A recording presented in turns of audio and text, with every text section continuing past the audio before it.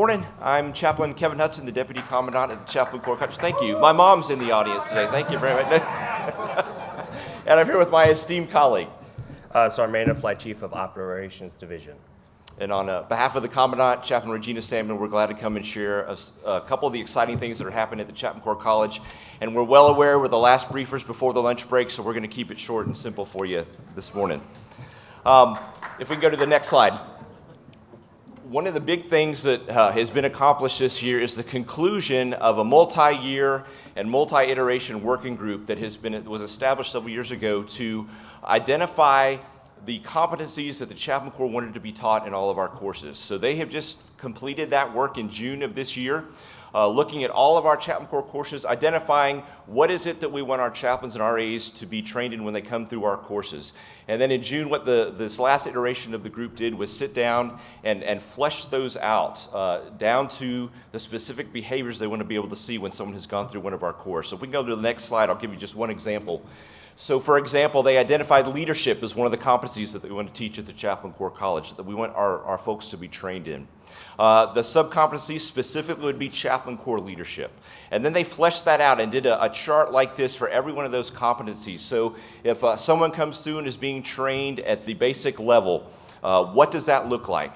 Once they've come through one of our courses, what is it that they should be able to do and be able to accomplish when they go back to their units? So they have completed that for all of the competencies, looked at all of our courses, and so now we're beginning the next phase that we at the Chaplain Corps College are going to do. If we can go back to the next slide.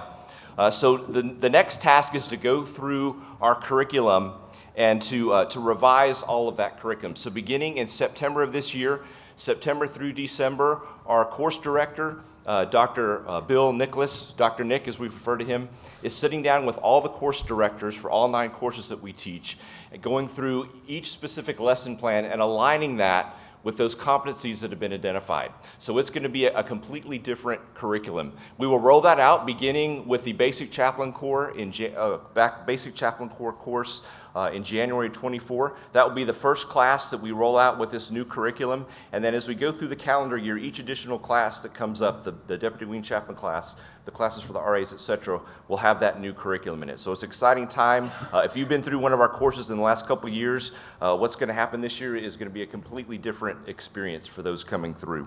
Another thing that we're doing is we're continuing to flip lessons to student-centered learning. We're trying to get away from a student coming in the classroom, sitting at a table and looking at PowerPoint slides that are presented to you. We're trying to become a student-centered learning experience, which means activities and projects for the students as they come through.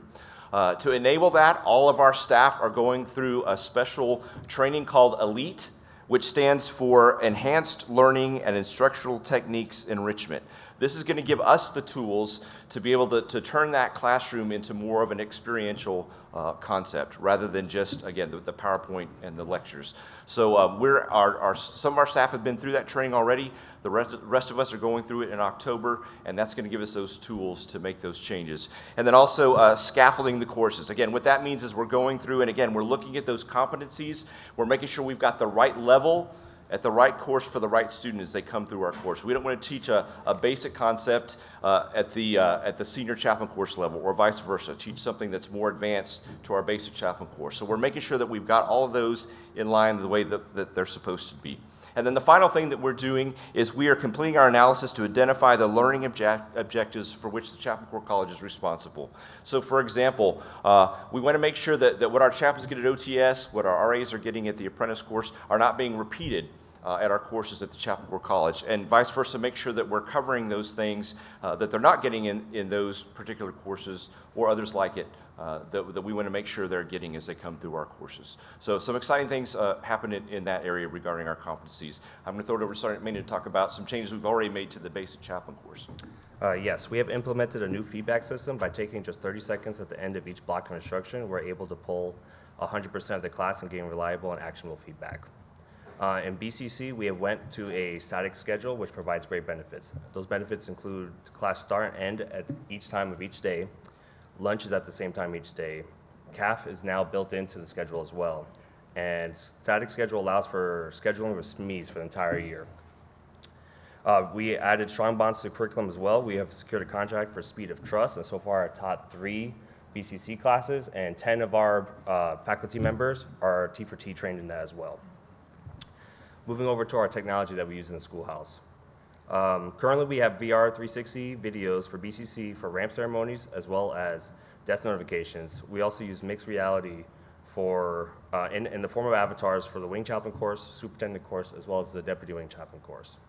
We also use the avatars for counseling scenarios in BCC and ICRO as a formative experience.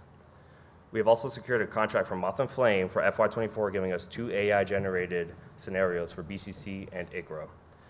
Those scenarios for Moth and Flame run in a decision tree, good, better, best. Now with the AI, instead of taking months to create scenarios, it only could take a couple of days, which saves us time. The benefits of mixed reality and virtual reality creates opportunities so that students can safely practice skills, techniques, as directed in our core competencies. We are the only school in AU currently that using all components of technology. ICRA is a renamed course, Intervention Crisis for Religious Affairs, and is now offered twice a year. As well, all RAs now are T-coded at the schoolhouse, so we're all able to instruct classes. Back to you, Chaplain Hudson. Yeah, thank you.